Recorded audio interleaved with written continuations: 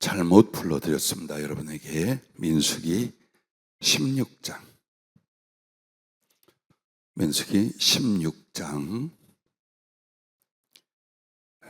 1절부터 3절까지 함께 봉독하도록 하겠습니다.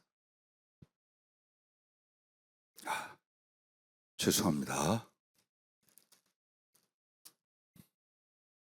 12장이 맞습니다.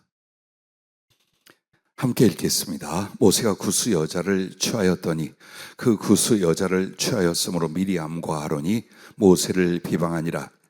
그들이 이르되 여호와께서 모세와만 말씀하셨느냐 우리와도 말씀하지 아니하셨느냐 하매 여호와께서 이 말을 들으셨더라. 이 사람 모세는 온유함이 지면의 모든 사람보다 더하더라. 아멘. 주님 감사합니다. 긍휼과 자비를 베푸시옵소서. 성령 충만을 주옵소서. 신의자 권사님 드렸습니다. 사모하는 이 심령을 그리고 그 기도와 섬김을 보시고 과연 성령으로 충만하여 마음껏 주님을 사랑하고 섬기며 베풀고 나누는 여정이 되게 하시옵소서. 오늘도 주를 앙망하는 모든 하나님의 백성들에게 동일한 마음과 동일한 소원을 품게 해주시길 바라며 예수님 이름으로 축복하고 기도하옵나이다. 아멘. 오늘 비밀 중에 비밀을 주님이 말씀해 주셨습니다. 제목이 이와 같아요. 따라해 주시면 고맙겠습니다. 스트레스를 행복으로. 스트레스를 행복으로. 자, 모세 이 사람이 받은 스트레스가 성경에 곳곳 나와요. 오늘 이 민수기 12장에도 보면은 그가 가장 사랑하고 믿고 의지했던 누나와 형이 심령의 배반을 합니다. 근데 그 이유가 구스, 즉 이디오피아 쪽 여자예요. 근데 그 지역에 사는 사람을 데려다가 아내를 삼은 게 아니라 애굽에서 나올 때에 여러 잡족이 섞여서 여호와의 신앙을 함께하고 이스라엘 백성이 되고자 같이 나온 사람들이에요. 다만 혈통이 직계가 아니라는 것이지 구스 여인이에요. 그 여인을 아내로 취하게 됩니다. 그때만 해도 여러 명의 아내를 혹은 필요에 따라서 여인들을 돕기 위해서도 아내로 삼는 것이 문화였고 또 용인될 때였습니다. 그런데 이때 아론과 누나 미리암이 시비를 걸기 시작합니다. 왜 이스라엘 혈통에 많은 사람을 놔두고 네가 구스 여자, 그거야 아내를 택한 사람 마음 아니겠어요? 크게 벗어나고 부덕하거나 죄가 되지 않는다면, 아니 내가 이 여인을 사랑하고 이 여인에게 매력을 느끼고 이 여인을 지도자의 위치에서 필요로 한다면 택할 건데, 형과 누나가 시비를 걸었어요. 근데 그게 어디까지 가느냐? 사람이 말을 많이 하고 성질 내다 보면요 본심이 나와요. 하나님이 너하고만 얘기를 하더냐? 너만 이스라엘 지도자로 하나님이 세웠더냐? 우리도 하나님이 그런 권세와 지위를 주지 않았느냐? 하고 거스리고 싸우기 시작합니다. 그런데 하나님은 질서의 하나님이에요. 그가 분명히 세우신 자기의 종이나 지도자가 있습니다. 그런데 나도 기도하던 중에 환상을 보고 기도하는 중에 성령의 음성을 들었으므로 말미암아 너에게만 하나님이 나타나 지시하고 말하더냐? 나도 그 정도는 된다 하고 들받기 시작을 한 거예요. 미리암이 하나님이 진노하사 바로 문둥병이 걸렸습니다. 자, 이 정도로 세 사람만 그랬겠어요. 회중 앞에서 그랬겠죠. 지도자로서 모세가 받을 그 마음속의 스트레스가 얼마나 컸겠습니까? 그런데 여기에 뭐라고 말합니까? 이 사람 모세는 온유함이 지면의 모든 사람보다 더하더라. 이렇게 말합니다. 그럼 이 모세가 누구였어요? 애굽의 총사령관이었어요.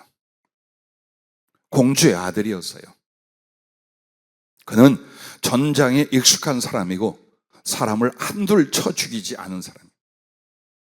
그의 칼 아래, 그의 입 아래 수없이 많은 사람들이 죽었을 거예요. 그래서 어느 날 이스라엘 백성들을 돌보자 할 때에 그를 심히 때리는 애굽 사람을 쳐 죽여버립니다. 자, 이렇게 돼서 어려움을 겪던 혈기가 말할 수 없던 모세였어요. 그런데 이 민수기 12장에서는 그렇게 시비를 걸고 영적 권위에 도전하는 누나와 형 앞에서 무엇을 먼저 말씀을 하느냐? 이 사람 모세는 온유함이 지면의 모든 사람보다 더하더라. 바뀐 거예요. 이 세월을 통하여 그 혈기로 수없이 많은 사람을 쳐 죽이고 하나쯤 때려 죽이는 건 아무렇지도 않던 사람이 자기를 가장 아프게 하고 모욕을 주는 사람들을 위해서도 엎드려 기도하게 됩니다. 그의 간구로 말미암아 미리암의 문둥병이 떠나가고 용서를 받게 됩니다.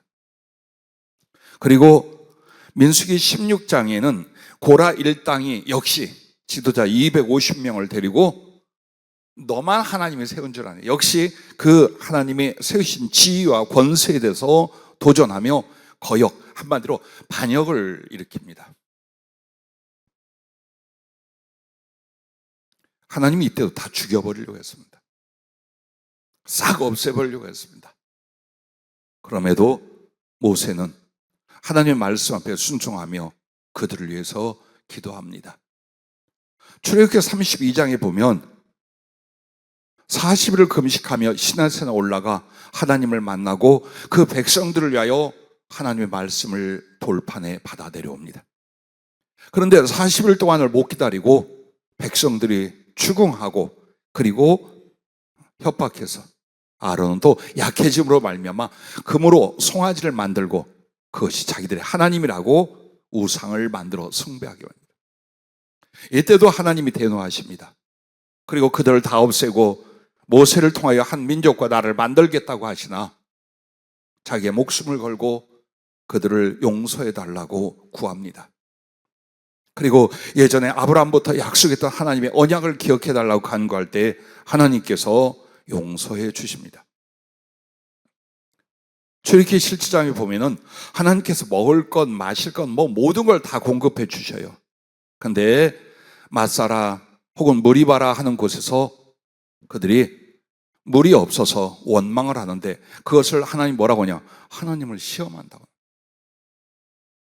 하나님이 우리를 이리 끌고 나서 여기서 물을 줄 수 있겠느냐? 너희들 물을 우리에게 줄 수 있겠냐? 여기 끌고 나가서 우리 다 죽이려고 작정했느냐?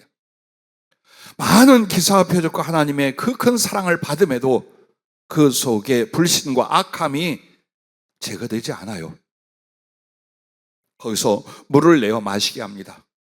그렇게 하나님을 시험하고 원망하는 그들도 이 모세는 용납을 하게 됩니다. 그런데 참 신비한 하나님의 사랑이요. 지도자가, 영적 어버이가 어떻게 마음을 먹냐에 따라서 하나님이 같이 해주시는 거예요. 마땅히 처단해버리고 없어질 존재에도 사랑으로 그를 덮고 긍휼로 덮으면 하나님도 그 지도자의 긍휼을 통하여 그 백성들을 용납하시고 자비를 베풀더라. 모세는 이것을 경험해 왔어요. 오늘 여러분 스트레스가 별거 아닌 것처럼 말하죠. 그런데도 스트레스 때문에 죽을 것 같죠. 이쪽도 아멘을 안 하고 저쪽도 아멘을 안 하면 내가 스트레스를 받지. 자, 스트레스는요, 성령은 이렇게 표현해 주셔요. 인간관계 혹은 사물 관계에서 자신의 가치관이나 감정과 판단과 이익관계에 맞지 않는 사람과 일에 대하여 마음에 충돌이 생겨서 부정적인 감정이 일어나게 된다. 자, 보세요. 나하고 다르다 이 말이에요. 저 사람의 말과 행위와 일하는 것과 혹은 나를 대하는 태도나 표현이나 이런 것들이 내가 생각하는 그런 예절, 도덕, 교양 아니라 이거예요. 나의 가치관이나 나의 감정과 판단과 이익관계에 맞지 않는 사람과 일들로 인하여 우리의 심령에 충돌이 일어난 거예요. 충돌이 일어남으로 말미암아 부정적인 감정이 발생이 됩니다. 그런데 이 부정적인 감정은 어떻게 일어납니까? 제일 먼저 일어나는 게 분노입니다. 뭐? 나를 생략하겠습니다. 자, 분노입니다. 화를 내게 됩니다. 그리고 억울함을 품게 됩니다. 억울하다 이거예요. 자, 억울하게 생각하는 것 자체가 얼마나 우리에게 스트레스인가. 그리고 바로 원망이 터져 나옵니다. 그리고 원망은 무엇으로 옵니까? 이제 미움으로 옮겨갑니다. 그 미움은 적개심을 만들고요, 죽여버릴 사리까지 품어요. 그렇게 일어납니다. 동시에 오해를 합니다. 한번 누군가를 통하여 어떤 일을 통하여 스트레스가 오잖아요. 그러면 자꾸만 그 사람의 본심이나 지금 그 말과 그렇게 행동을 안 해도 계속해서 내 마음에 오해를 갖습니다. 이게 또 스트레스예요. 그리고 결국에는 낙심을 하게 됩니다. 절망을 하기 시작을 합니다. 포기하기 시작합니다. 그리고 우울해지고 슬픔이 오게 됩니다. 산다는 게 뭔지. 그리고 나서 이제 마지막 단계 이겁니다. 회피입니다. 회피라는 것은 자기를 부정하기 시작하고 모든 상황과 사람으로부터 떠나려고 합니다. 결국 그 회피의 끝은 자살로 마감합니다. 이런 등의 감정과 생각이 일어나게 되는데 이게 바로 자신을 가장 무력하게 만든답니다. 그리고 지혜를 잃어버리게 한답니다. 그렇죠. 스트레스로 말미암아 부정적인 감정과 생각이 확 올라왔죠. 그러면 판단도 지식과 지혜도 못 따라가면 다 그냥 일어나는 감정, 그 부정적인 감정으로 말하고 행동하게 됩니다. 그래서 지혜를 잃게 하며 심령과 몸의 병을 유발하게 됩니다. 대부분 암이나 염증이나 뭔가 고장이 났어요. 그래서 병원에서 진찰을 해도, 제가 또 가끔 성령을 의지하여 진찰을 해도 거의 8, 90%가 스트레스로 말미암아 그 정신적인 병과 육신적인 병이 만들어졌어요. 이것만 해결해도 웬만한 병은, 그리고 웬만한 심령은 다 치유가 될 일이었어요. 그리고 이렇게 스트레스를 받는 사람은 의와 선을 소멸하게 됩니다. 마음에 분노가 가득 찼어요. 원망이 가득 찼어요. 그런데 의를 따르고 선을 지향하겠습니까? 잃어버린다. 즉 악해져 갑니다. 아주 무력하여 포기한 듯 하나 자기에게 상황에 대해서 의와 선을 소멸하게 되면 악하게 된답니다. 결국에는 관계를 무너뜨립니다. 부부면 부부의 관계를, 부자면 부자의 관계를, 사업 파트너면 사업 파트너의 관계를, 스승과 제자의 관계를, 목사와 성도, 성도와 성도의 관계가 무너지게 된다는 겁니다. 마지막은 하나님께 대한 믿음과 소망과 사랑, 그리고 순종과 충성까지 이 사람은 분명히 흔들리게 됩니다. 자, 스트레스가 이와 같은 것들이에요. 이와 같은 영향을 줘요. 그러면 여러분과 나는 어떻게 될까요? 오늘 모세나 성경의 인물들, 즉 하나님께 들어쓰시고 사랑했던 성경의 인물들은 전부 다 말할 수 없는 스트레스를 받아요. 그러나 그것을 극복하여 자기를 성숙시킨 사람들이에요. 스트레스 받을 사람과 일이 없이 산 사람들이 아니에요. 우리보다 더 극심한, 말할 수 없는, 견딜 수 없는 스트레스를 받을 일들과 상황과 인간관계 속에 던져집니다. 그러나 그걸 이깁니다. 그걸 통해 자기를 하나님의 은혜 가운데 성숙시키는 기회를 만든 사람들 전부 다 하나님이 들어 쓰신 거예요. 인류 최초의 아담과 하와의 그 자식 가인과 아벨을 보십시오. 가인이 어찌하여 자기 동생을 쳐 죽이고 하나님께 버림받고 영원히 유리하는 자가 됐습니까? 스트레스를 감당 못하는 거예요. 이 동생이 사람들의 사랑을 받아요. 부모의 모든 신뢰를 받아요. 하나님까지 인정을 해요. 그러나 분명히 내가 지도자고 내가 영적 가장이어야 되고, 그리고 이 가문의 장자란 말이에요. 그런데 자기는 자꾸만 잘못이 드러나고 지적받게 됩니다. 그래서 동생을 볼 때마다 그가 무슨 말을 하든지 무슨 행동을 하든지 그 얼굴 낯짝만 봐도 이제 뭐가 옵니까? 스트레스가 생기는 거예요. 그래서 벌판에서 아무도 없는 가운데 쳐 죽입니다. 그 스트레스가 사람을 이렇게 망치는 거예요. 그리고 창세기에서부터 요한계시까지 전체를 보십시오. 사람들이 망가지는 이유가, 무너지는 이유가 뭔가? 스트레스를 극복하지 못해요. 자, 여러분과 나는 예수님께서 당신을 온유하고 겸손하다 하셨어요. 그리고 와서 배우라 하셨어요. 그리하면 너희가 쉼을 얻으리라라고 말했어요. 제가 오늘도 퀴즈를 냈었어요. 하나님은 왜 겸손하고 온유하신가? 여러분, 왜 예수님은 겸손하고 온유하십니까? 왜라고는 생각 안 해봤죠? 그렇다니까, 나는 오늘 깨달았습니다. 왜 예수님이 겸손하고 온유하시냐? 스트레스를 안 받으시려고. 어찌 이해를 한 것도 같고 못한 것도 같은 얼굴들이 있습니다. 만약 그분이 온유와 겸손을 선택 아니하신다면 우리는 다 죽었어요. 여러분과 나는 진작에 맞아 죽고 지옥에 던져졌어요. 그런데 그러려면 사랑하려고 했던 대상을 인하여 얼마나 스트레스가 일어나겠어요. 그래서 주님도 아마도 혈기가 없고 분노가 없고 심판을 못 하시는 분이 아니라 스트레스를 안 받아야 사랑할 수 있고 구원할 수 있기에 겸손과 온유를 택하셨구나. 진리죠? 근데 여러분은, 그런데 나는요. 자, 앞으로 여러분의 모든 영적 생활과 사업 그리고 가족관계와 만난 모든 사람들과 인생에 있어서 여러분은 꼭 해야 될 게 스트레스를 행복으로 바꿀 수 있어야 됩니다.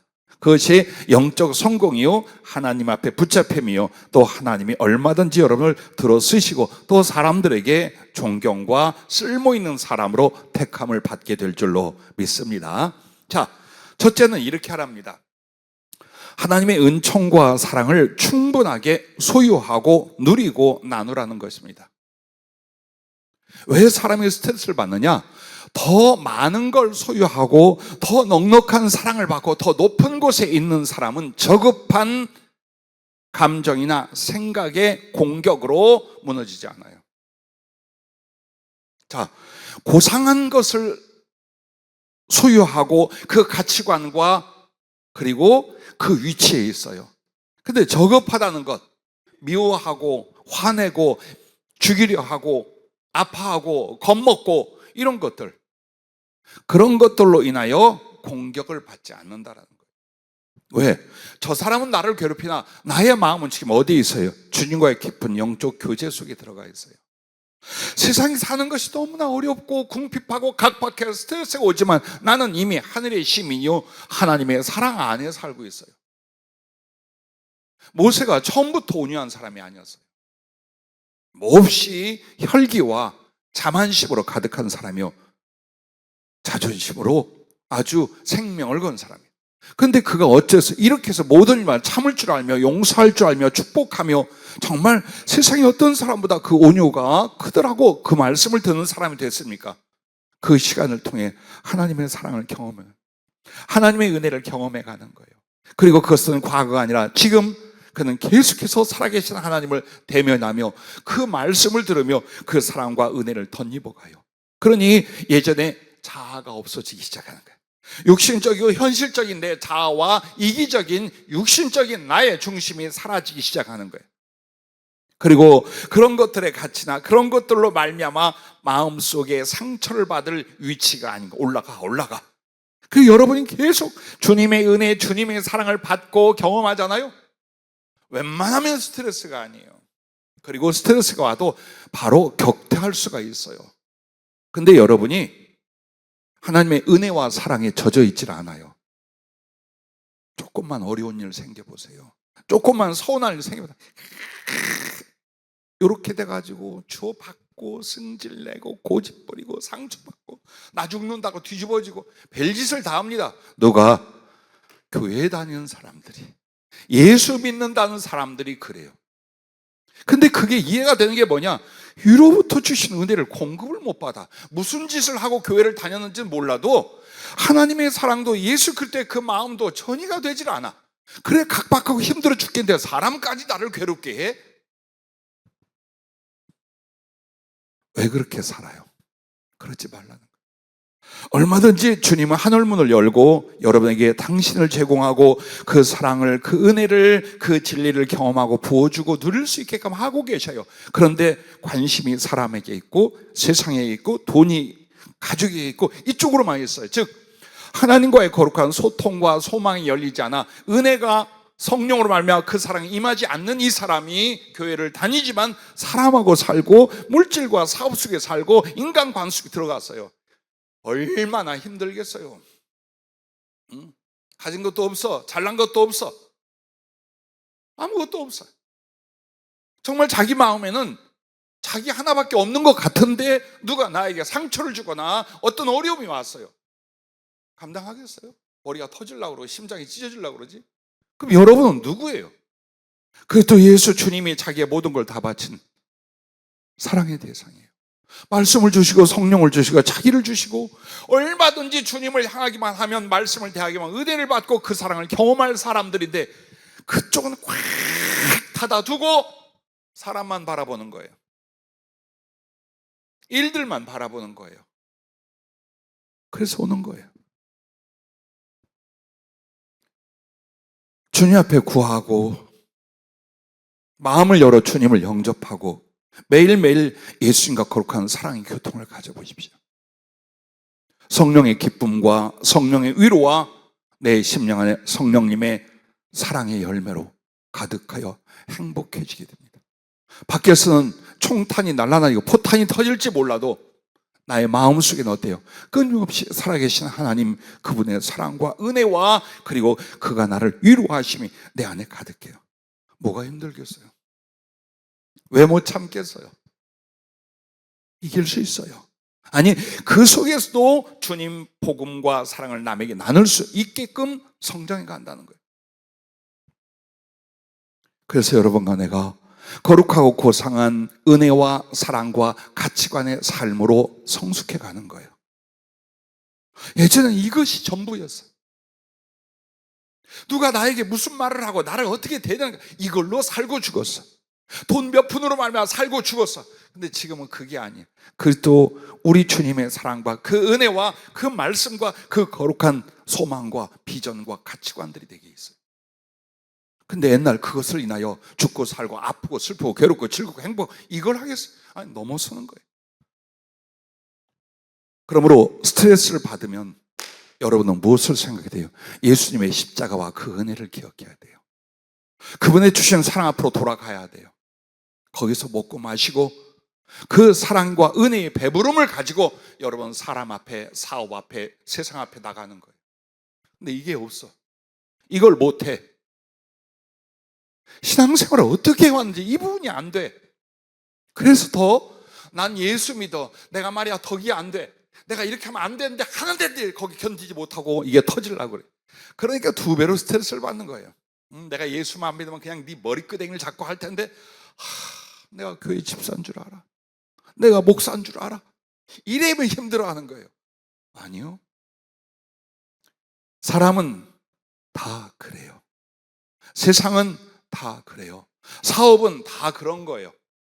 중요한 건 나의 눈과 귀의 가슴에 하늘나라가, 예수 그리스도의 사랑과 거룩한 그 사랑과 은혜의 교통이 이루어지고 있어야 된다. 모세는 그것으로 말미암아 이제 더 이상 분노할 거리가 아니며 잡아 쳐 죽여버리고자 하는 그게 아닌 거예요. 그냥 불쌍한 거예요. 나는 하나님 나라를 보았어요. 나는 하나님을 만났어요. 온도 그 사랑과 생명으로 충만해요.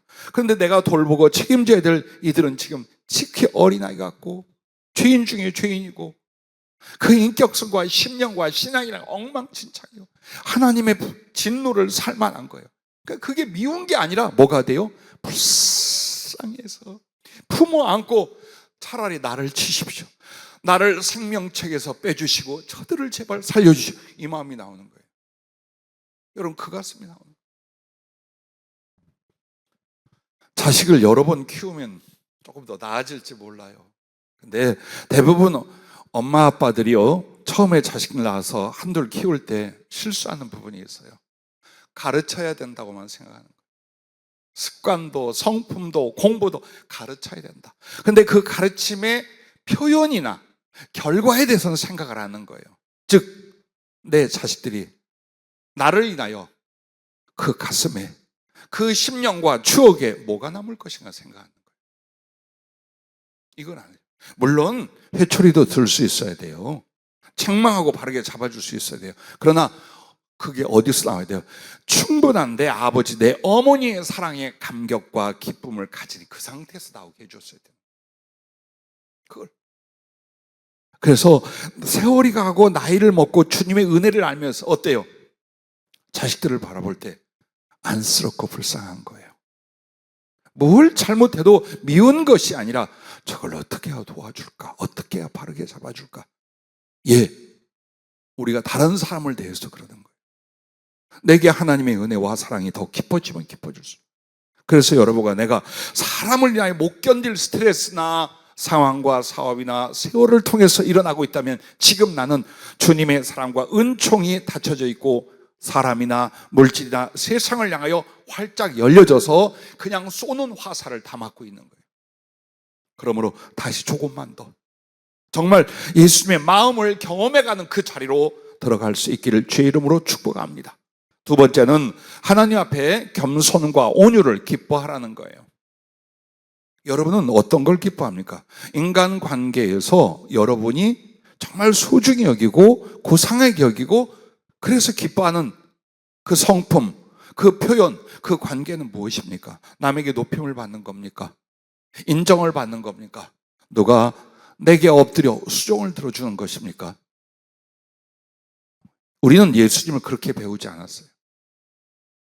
신앙인들은 예수 그리스도를 배우고 닮아가고 따라가는 일인데 그렇게 배우지 않았어요. 왜? 당신이 우리에게 뭘 가르쳤어요?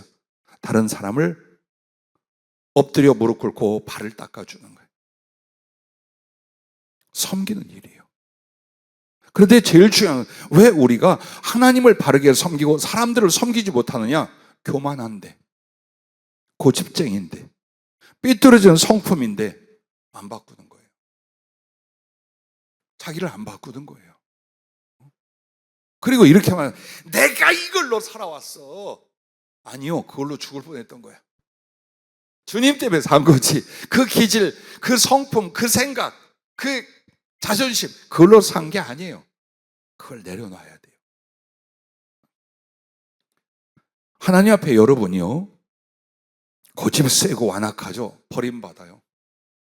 하나님의 진리와 그 생명 안에 거룩한 성품이 내게 들어오질 않아요. 그래서 결국 하나님과 등을 돌리게 돼요. 그러므로 예수 믿는 첫걸음이 뭐냐? 부서지는 거예요. 내가 하나님이고 내가 왕이었고 내가 주인공이에요. 이게 이제 나의 하나님으로, 나의 예수님으로 바뀌는 단계, 이게 교회 다니고 예수 믿는 거예요. 그리고 우리는 오직 그분의 마음, 그분의 인격, 그분의 소망, 그걸 배우는 거예요. 그분이 어떻게 하셨더라? 성경을 통해 우리는 그걸 배우는 거예요. 근데 하나님 앞에 가장 아름다운 은혜의 자리가 어디냐? 겸손과 온유의 자리예요. 겸손이란 건 하나님 앞에 여러분이 뭡니까? 하나님 앞에 피조물이라는 것과 죄인이라는 것과 그의 은혜가 아니면 구원받을 수 없다는 걸 분명히 인식하고 있는 거예요. 내가 하나님께 무엇 하나를 따지거나 요구하거나 할 위치가 아니야. 나는 그의 피조물이에요.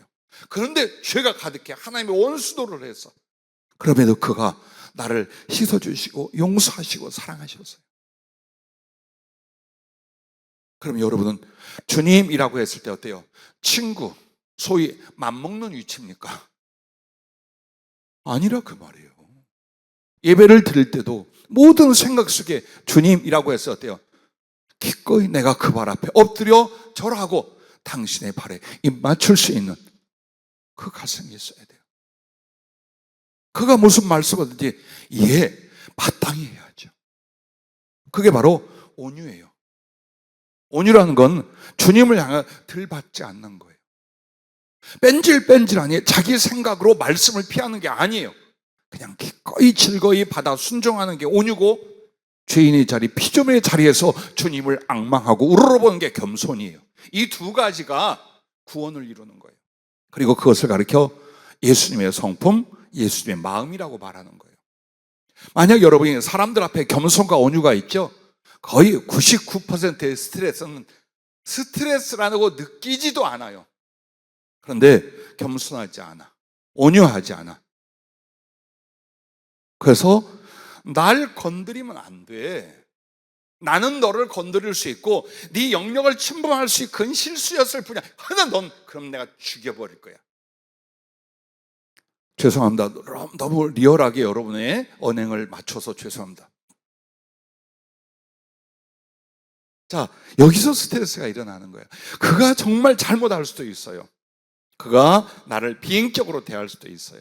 근데 나의 마음속에 내가 기뻐하고 고상하게 여기는 거 뭐냐? 그리스도의 겸손과 온유를 내가 기뻐하고 이걸 훈련해 왔어요. 그것은 비겁해지는 게 아니에요. 멸시를 받는 게 아니에요. 여러분은 그리스도를 나타내는 사람이에요. 그 겸손과 온유가 사람에게 버림받고 모욕당하는 것이 아니라 예수님을 따라가고 예수님을 나타내는 거였다는 거예요. 왜 그 생각을 안 해요? 어디 감히 네가 나 한 대 때려서 너 한 대 10대 맞아봐라. 이것은 예수님이 없는 사람이 하는 거예요. 여러분의 온유와 겸손이 아니면 다른 사람을 섬기거나 사랑할 수가 없어요. 왜? 내가 높은 위치에 있는데 누구를 섬겨? 응? 누구를 내가 베풀고 섬기고 사랑하겠어요? 아무도 내 위에 있을 사람 없어요. 그래서 계속 변명하고 따지고 시비 걸고 모든 인간관계를 교회 안에서 밖에서 이루고 사는 거예요. 왜? 교만 때문에. 어느 사람에게 지적을 해줍니다. 그러면 겸손한 사람, 온유한 사람 어때요?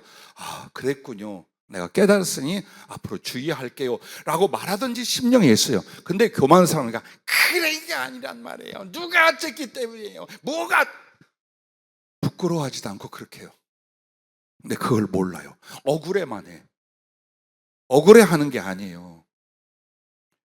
하나님께 인류의 인격과 신앙으로 자라나는 건요, 나의 잘못을 인정하는 거예요.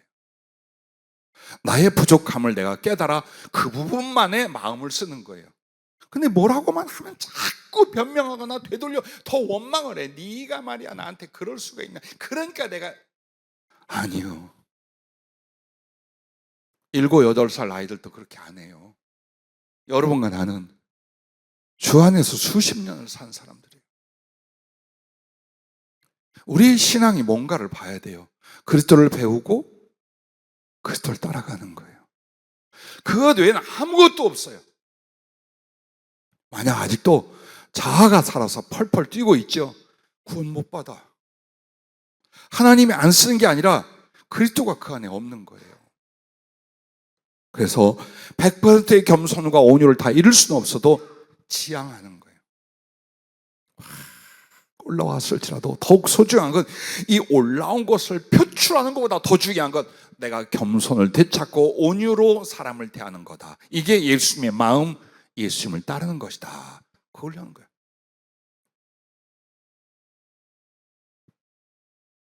하나님 앞에서 겸손과 온유를 복종하는 사람은요, 사람들에게도 겸손과 온유의 덕을 세우게 됩니다. 근데 사람들 앞에 맨날 따지고 들봤죠? 분명히 이 사람 하나님께도 그러고 살아요.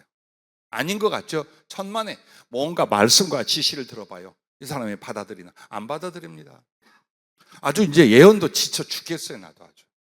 이제 예언하고 성령이 지시하는 것도요, 즐거움으로 하는 분들이 있어요. 왜? 바로바로 접수하고 하나님의 뜻을 따라가면. 근데 30년, 20년을 해도요, 똑같아. 생각 하나 성품은 안 바꿔지는 거예요. 여러분, 그 스트레스를 없애기 위하여 안 하려고요. 이제 여러분 스스로 기도해서 하나님의 뜻이 뭐냐고 배우든지 받든지 하려고. 농담이에요. 생각해 보세요. 어떨 것인가?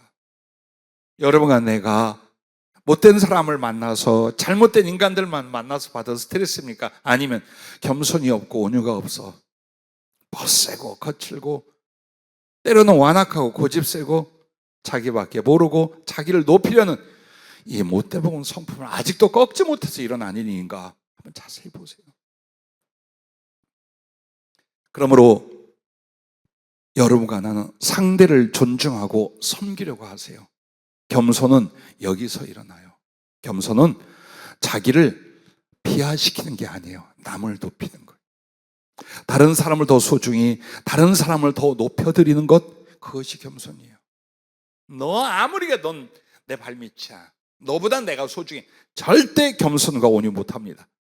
주님께서 우리 같은 자들을 어떻게 했어요? 소중히 여겼어요. 아주 소중히 받들었어요. 그래서 여러분과 동행할 때에 발밑에 무릎 꿇고 있게 안 해요. 등에다 엎거나 어깨에 올려주거나 가슴에 안고 가죠. 너와 나 동일한 것처럼.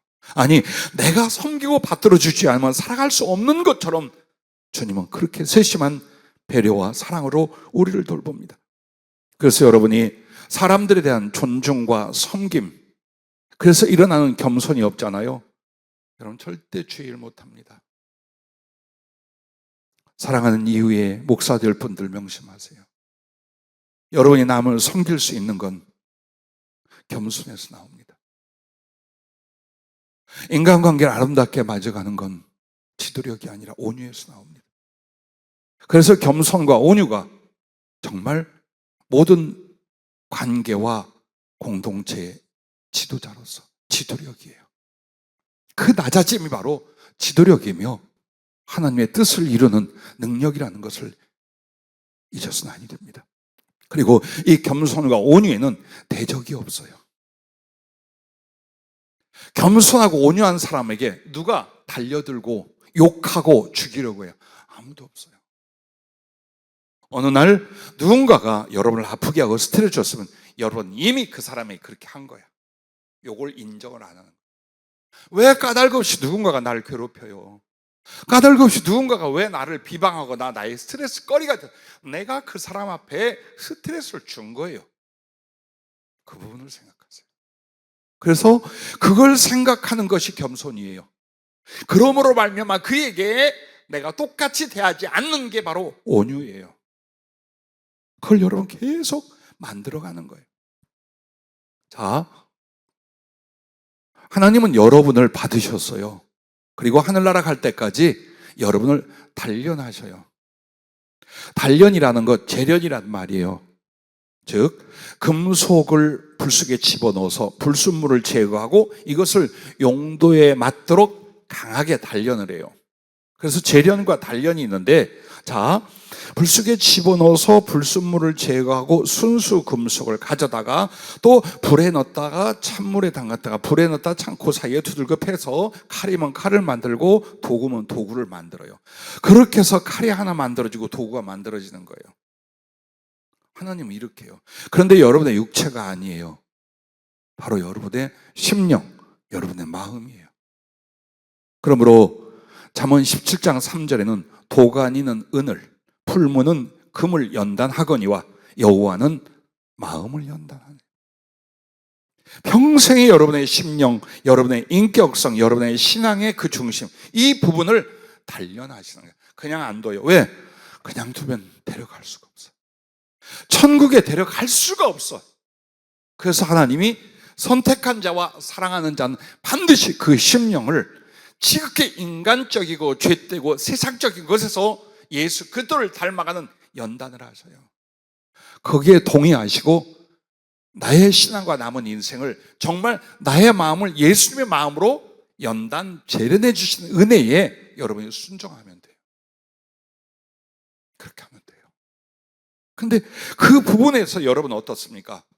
주님이 사람의 마음을 연단할 때 은은 도가니로, 금은 풀무로 해. 그럼 사람의 마음은 뭘로 한 줄 아십니까? 스트레스로 하는 거예요. 한번 보세요. 여러분과 내가 훈련을 받다, 연단을 받다, 뭘로? 스트레스가 오는 상황과 사람으로 말미암아요. 그래서 여러분의 스트레스를 보면 아주 막 징그럽다, 가까이 안 해서 내게는 스트레스가 없으면 좋겠다 합니다. 그러나 죽는 날까지 없을 수가 없어요. 심지어는 가족에게서 일어날 때 뭘. 그래서 어느 날 그렇게 이뻐하고 사랑하게 아빠는 너를 위해 살고 너를 위해 죽을 거야. 그리고 조금 지나서 뭐라고 하면 자식 새끼가 아니라 왼수야.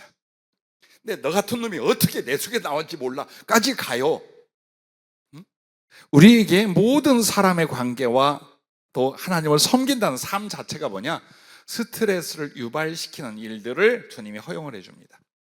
근데 그것을 가지고 여러분은 자기를 어떻게 만들어가느냐, 어떻게 성숙시키냐, 그 지혜를 갖고 계셔야 돼요. 그냥 들받거나 도망가거나 괴로워하거나 자빠지거나 거품 물고 죽으려고 하지 말고, 그런 상황이 올 때, 그런 관계가 올 때 여러분 어떻게 할 거냐예요. 바로 주님께 돌아가 더 그 사랑으로 충분히 채워지며 겸손과 온유를 따르며, 그 다음에가 뭡니까? 사랑을 따라 생각하고 행하여 관계를 만들라는 겁니다. 자, 정말 속상하고 어려운 일이 생겼어요. 그때 여러분 어때요? 뭘 따를 거예요? 내가 이기자, 보복하자, 다신 저 따위 짓을 못하게 꺾어버리자를 따르십니까? 아니면 이 상황에 무엇이 하나님의 선, 하나님 앞에 사랑인가? 내가 어떤 마음을 먹고 무슨 말을 하고 어떤 행동을 하는 것이 하나님 보시기에 사랑을 따르는가? 그걸 따르는 거예요. 그걸 따르는 거예요. 내게 뭐가 이익이고 내 기질과 성품에 좀 위로가 되고 내가 화풀이를 하고, 절대 그거 아니에요.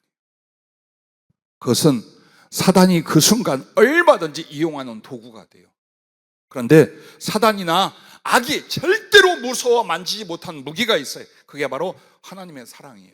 그래서 여러분이 어느 순간이든지 이게 사랑인가, 이렇게 마음 먹는 게, 이렇게 행동하는 게, 이렇게 대하는 것이 사랑인가를 보세요.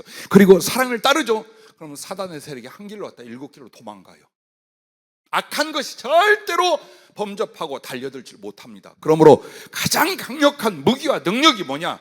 하나님이 사랑하셨던, 우리도 그 사랑을 실천하는 거예요. 여러분이 그걸 갖고 계셔야 돼요. 능력이 다른 게 아니에요. 나한테 빠샤 하면 막 전기불이 번쩍번쩍 나갑니까? 그게 아니야. 어느 상황에도 누군가에게도 그리스도가 행하신, 내게 주신 그 긍휼이나 자비나 사랑을 행할 수 있는 거예요. 지금 참는 게 사랑이다, 참는 거예요. 용서하는 게 사랑이다, 용서하는 거예요. 어느 부분에서 여러분이 스트레스를 받을 때에 그 부분이 사람과 접촉되고 관계된 부분이라면, 여러분 그때의 혈기, 그때의 오해, 그때의 육신적인 죄의 감정을 따르지 마세요. 그 순간에 이를 물고라도 기도하면서, 주님, 내가 어떻게 하는 것이 선을 지향하고 사랑을 따르는 것입니까? 그걸 물으세요. 분명히 성령이 그 눈물로 안타까운 가슴 속에서 가르쳐 줍니다. 그리고 힘을 줍니다. 그래, 내가 주님을 찬양하며 참자. 그래, 저 사람은 아직 하나님이 없어. 저 사람은 아직 어리니 내가 아비의 가슴으로, 어미의 가슴으로 축복하고 상처를 나는 받되 저에게 주지 말자. 그런 것들이 사랑이에요. 쏘아 붙이고 싶어. 정말 책망하고 싶어. 근데 저 연약한 영혼이 상처를 받거나 괴로워할 것 같아. 그럼 어때요? 돌려서 권면을 하고 부드럽게 그를 책망할 수 있게 바꾸는 거예요. 그렇게 해서 여러분과 내가 언행심사로 관계를 맺고 상황에서 어느 것이 선을 따르고 어느 것이 사랑인가를 생각한다, 절대로 패배하지 않습니다. 그리고 스트레스로 여러분은 상처받거나 무너지지 않아요. 오히려 뭉클뭉클한 감동이 일어나요. 해보세요. 내가 예수님 때문에 겸손과 온유를, 그리고 선과 사랑을 내가 따라서 그때 일어나는 성령의 기쁨과 위로라는 건요, 사람이 줄 수도 세상이 뺄 수도 없는 게 와요. 그래서 여러분은 또 어려움 속에 또 어때요? 선을 따르고 사랑을 따르기 시작을 해요. 왜? 그 거룩한 보람이 있거든요. 그 감격이 있거든요. 더 성숙해진 나의 영혼의 사랑의 깊이를 내가 알거든요. 그래 따라가는 거예요. 사랑할 수 있는 사람들 앞에 사랑은 아무 의미가 없어요. 그래서 주님은 최고, 스트레스를 주는 최고의 끝판왕이 누굽니까? 왼수야. 그 왼수를 사랑하라는 이유가 뭘까요? 네가 살기 위해서예요. 얼마나 고상한 사람이 되는 게 아니에요. 얼마나 큰 영광을 하나님께 돌리는 게 아니라 내가 나의 심령을 하나님의 생명과 사랑으로 지키는 거예요. 왜? 분명히 원수는 그가 나를 공격할 뿐만 아니라 내가 그를 대적하여 내가 악에 빠질 거거든. 그 사람을 인해서 분명히 악에 빠집니다, 원수라는 건. 근데 그때 그를 위하여 축복하고 사랑을 선택해요. 그리고 그 사람은 하나님이 알아서 하셔요. 나는 구원을 받게 된 거예요. 그 흉악함에서 내가 구원을 받게 되며 동시에 그 스트레스는 나에게 뭐가 돼요? 사랑의 감동이 되는 거예요. 그걸 자꾸 여러분이 실천을 해야 돼요. 한 번에 안 돼요. 그러나 언제나 하나님 말씀이 여러분 중심에 있잖아요. 그럼 흔들리다가도 다시 이걸 따라, 헷갈렸다가도 다시 이걸 따라가는 거예요. 그게 뭐예요? 모든 상황과 만남과 인간관계 속에서 언제나 선과 사랑을 지향해라. 무엇이 선인지 무엇이 사랑인지 생각하는 것, 말하는 것, 행동하는 것, 관계 맺는 것.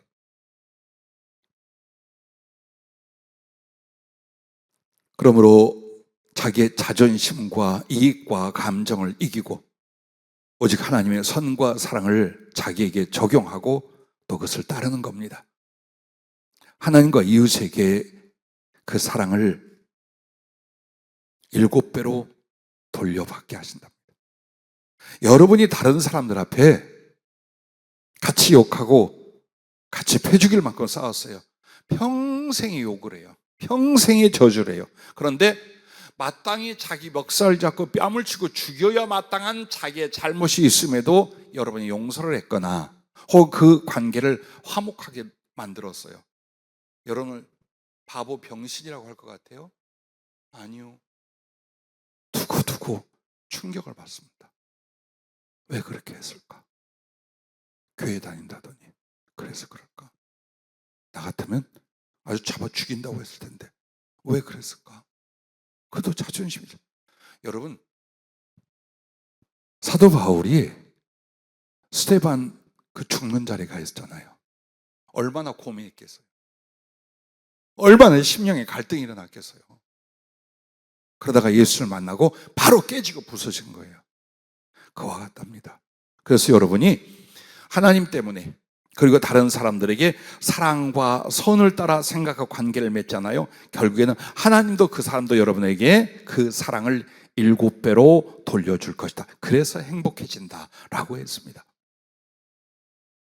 자, 네 번째는 누구에게나 복음 전파의 대상으로 만나고 대하라는 거예요. 혹시 직장을 다니십니까? 학교를 다니십니까?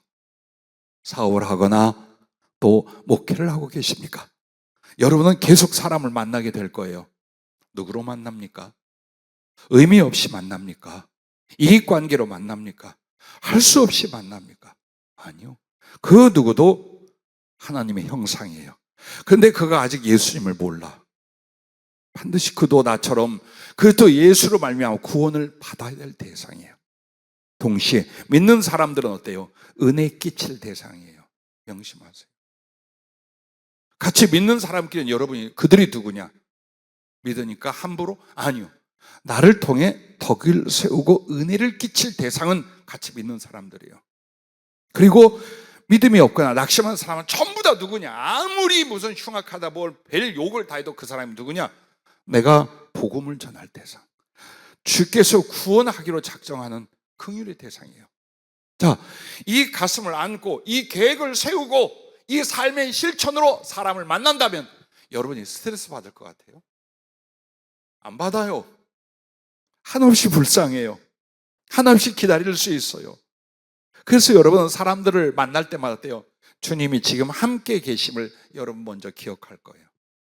동시에 그 사람을 위하여 축복하고 그 영혼을 위하여 여러분 주께 간구할 거예요.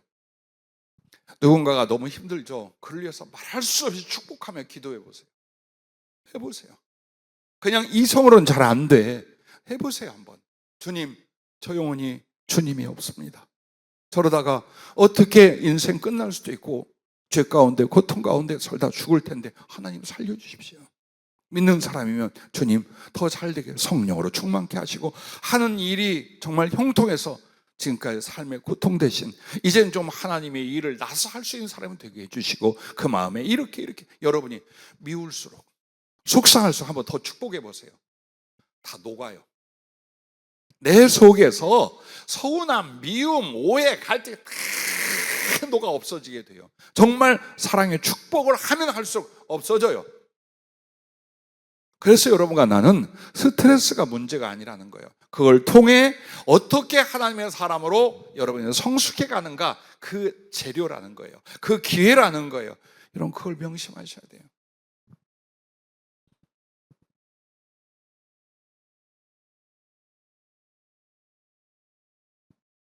그리고 사람을 주님 대하듯 하는 거예요. 그 사람을 주님 대하듯 내 마음속에. 그래서 존중하고 사랑하고 복음을 전하고 은혜를 끼치는 거예요. 그런데 여러분 마음속에 분노나 절망이나 슬픔이나 악의나 적개심이나 낙심이나 절망이나 이게 막 불을 끓겠어요? 절대 안 일어나요. 일어나려다가 다 도망가게 돼 있어요. 이렇게 네 가지를 여러분과 내가 명심해서 실천합니다. 한마디로 여러분은 육신적인 개인으로 살려고 하지 말래요. 사명자로 살래요. 하나님의 사람, 하나님께 영광을 돌리고 그의 뜻을 이루는, 그의 사랑을 실천하는 사명자로 살려고 한다면 스트레스는 없는 거예요. 스트레스가 아니라 나의 하나님께 해야 될 사역, 내가 하나님께 드려야 될 충성의 수고들이 있을 뿐이에요. 스트레스가 아니라.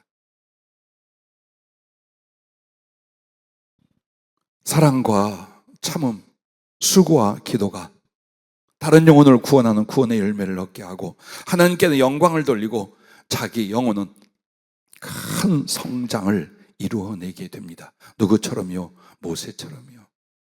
사울 왕을 보십시오.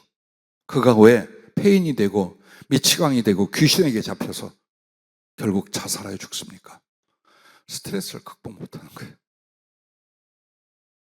이렇게 사랑스럽고 충성된 다윗을 보면서 시기가 일어나고 언제 뭐 받으라 할지 모른다는 생각, 그리고 이 모든 광령은 하나님께 돌릴 것이 아니라 나와 내 가족들이 누려야겠다는 이 삐뚤어진 생각 안에서 부딪혀오는 것들, 자기의 가치관과 자기의 욕망에 맞지 않는 그것들은 전부 다 스트레스가 된 거예요. 그래서 죽이려고 없애려고 그렇게 하다가 귀신에게 잡히고 사단에게 잡혀 멸망하잖아요. 거기에 보면 스트레스라는 걸 성령 안에서, 진리 안에서 극복하지 못함으로 그렇게 되는 거예요. 모두가 그렇게 되는 거예요. 여러분과 내가 이제 이 스트레스를 하나님의 은혜와 말씀과 예수님의 마음을 닮아 여러분이 이겨감으로 행복해지잖아요. 그래서 그 행복으로 스트레스를 정복하는 사람들은 하나님이 지극히 사랑하시고 그때부터 사용하십니다. 그때부터 사용하십니다. 모세를 그렇게 하고 다윗을 그렇게 하고 그리고 팔려갔던, 억울하게 감옥에 갇혔던 요셉을 보십시오. 그들이 받을 스트레스가 어떤 것인가? 얼마나 고통스럽고 분노와 상처, 미움과 원한이 가득했겠어요. 근데 스트레스가 없어요. 아니, 다 극복해요. 하나님을 바라보고 그 은혜를 받으면서, 그리고 언제나 겸손하고 충성되면서 누구를 만나든지 그들에게 하나님의 사랑과 덕을 세우면서 행복해요. 그러니 하나님이 이 사람에게 얼마나 많은 사람들을 맡길 수 있으며 얼마나 많은 능력과 물질과 그리고 정권을 충분히 맡길 수 있었던 거예요. 우리가 잘못된 생각은 지식이면, 물질이면, 기술이고 능력이면 하나님이 나를 쓰실 것이라고 생각해요. 그런데 하나님의 일은 100% 사람을 구원하거나 사람을 돕고 사랑하는 일이에요. 그러면 여기에 맞는 심령으로, 가치관으로, 성품으로 여러분이 성장했는지를 보세요. 이게 안 된다면 아무리 많은 걸 가지고 있어도 하나님이 영혼 구원을 어떻게 하며, 어떤 영혼들을 위로하며 그들을 어떻게 그리스도를 만나고 그리스도를 바라보며 살게 만듭니까? 그건 불가능해요. 그래서 여러분과 내가 해야 될 가장 큰 능력, 가장 큰 실력이 뭐였느냐? 예수님의 마음을 닮아가는 거였어요. 그걸로 모든 세월과 상황과 사람들을 대할 수 있는 능력을 교회 다니면서 처음부터 키웠어야 되는 거예요. 근데 적당한 예배 참석, 봉사, 약간의 헌금, 뭐 이 정도면 다 되는 거예요. 매주 여러분들이 주신 말씀을 곱씹어 가슴에 두고 그것으로 기도하고 그것을 실천하려고 했어도 이미 사랑이라는 주제로 10년 넘게 우리 교회 말씀했어요. 벗어나려고 해도 다시 성령이 그 사랑에 대하여, 그 긍휼에 대하여 계속해서 20여 년을 말했어요.